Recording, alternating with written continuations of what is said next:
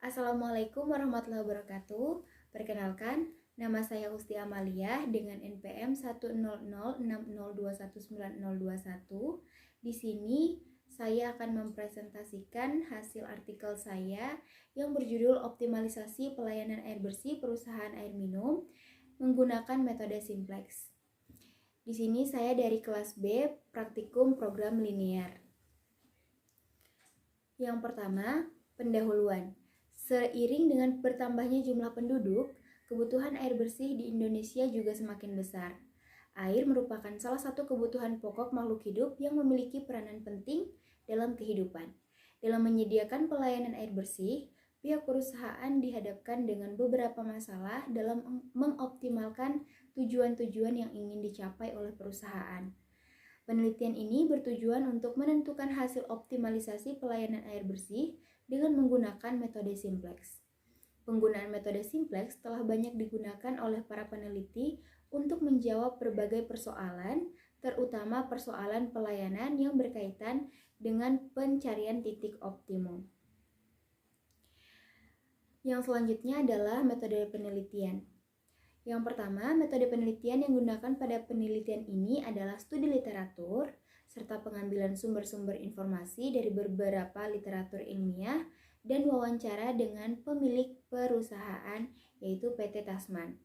Penulis juga mengkaji literatur terkait pemrograman linear, metode simplex, dan optimalisasi pelayanan dari penjualan suatu produk. Beberapa tahapan yang dilakukan oleh penulis, yaitu yang pertama, penulis mengumpulkan data yang diperlukan dalam penelitian ini, seperti jenis pelanggan, jumlah pelayanan, dan lain-lain. Yang kedua, penulis menentukan variabel keputusan, menentukan fungsi tujuan, dan fungsi batasan. Dan yang ketiga, penulis melakukan perhitungan dengan menggunakan metode simplex dan juga menggunakan software POM-QM for Windows. Untuk tahapan dari metode penelitian sendiri yaitu ada 6 tahapan. Yang pertama, identifikasi masalah. Yang kedua, pemilihan model pemecahan masalah. Yang ketiga adalah pengumpulan data. Yang keempat, pengolahan data dan analisis. Yang kelima, implementasi model. Dan yang keenam adalah evaluasi hasil. Kita lanjut ke hasil dan pembahasan. Di hasil dan pembahasan ini ada tabel pertama yaitu pelayanan maksimal air bersih pada bulan Februari di tahun 2020. Data-datanya dapat dilihat pada tabel pertama di layar. Selanjutnya ada tabel mengenai tingkat permintaan air bersih berdasarkan jenis pelanggan pada bulan Februari di tahun 2020. Ini juga dapat dilihat pada layar, ada tabel kedua. Kemudian kita lanjut pada formulasi model. Di sini tercantum variabel keputusan, fungsi tujuan, dan fungsi batasan. Untuk variabel keputusannya sendiri, yang pertama ada rumah warga, yaitu dengan variabel X1, kemudian ada sekolah dengan variabel X2, instansi pemerintah sama dengan X3, niaga kecil, yaitu X4, dan kapal laut, yaitu X5.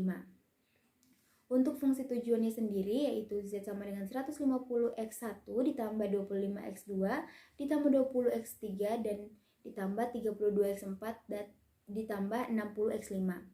Untuk fungsi batasannya sendiri ada 4, dapat dilihat pada layar.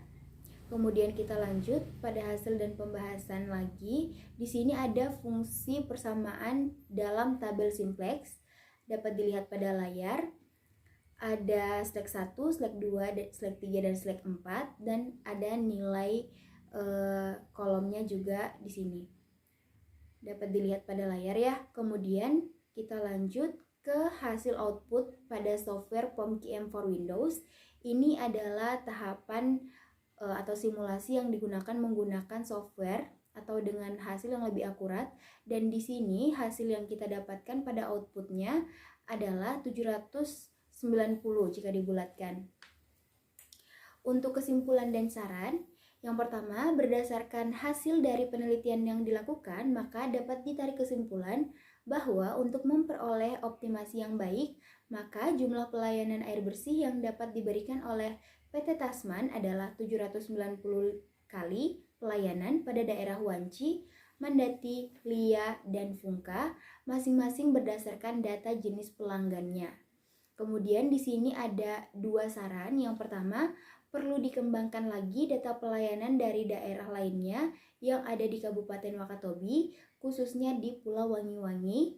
Yang kedua, dapat dilakukan implementasi selain pada pelayanan air bersih, juga dapat mencakup keuntungan produksi dan jumlah transportasi yang digunakan dalam pelayanan air bersih.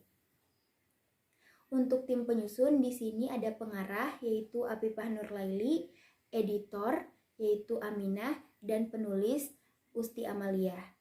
Mungkin sekian presentasi dari saya. Lebih dan kurangnya mohon dimaafkan. Wassalamualaikum warahmatullahi wabarakatuh.